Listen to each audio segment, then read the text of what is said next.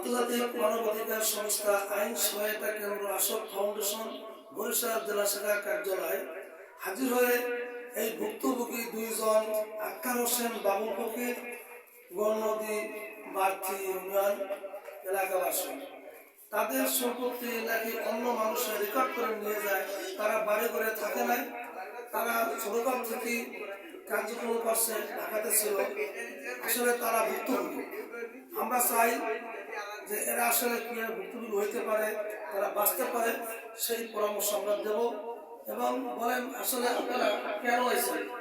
আমরা আসি আপনাদের এখানে সেবা পাওয়ার জন্য, এবং আমাদের সম্পত্তি অন্য লোকে দুজন কাছে এমন রেকর্ড করে তারা নিয়ে গেছে। ধন্যবাদ।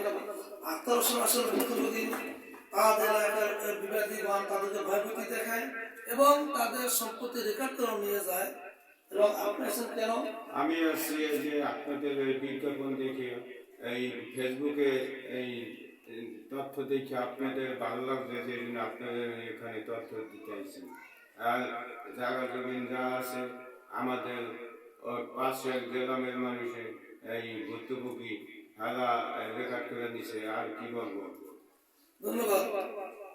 বাবুল ফকির, আক্তার ফকির, আরো লোক আছে ভুক্তভোগী।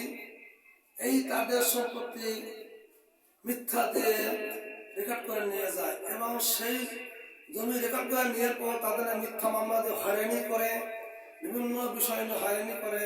এবং তারা আমাদের আইন সহায়তা কেন্দ্র আশোকে তারা সহযোগিতা পায়। এজন্য আমরা তাদেরকে আইনি পরামর্শ দিব যাতে তারা সহায়তা পায়, যাতে আমরা চেষ্টা করবো আসলে আপোষ মীমাংসার জন্য আমরা চেষ্টা করবো, দেখে আমরা চেষ্টা করবো আমরা কি করতে পারি, তাদের পাশে আমরা আসি। ধন্যবাদ। আশোক সংস্থা আইন সহায়তা কেন্দ্র আশোক বরিশাল জেলা বরিশাল।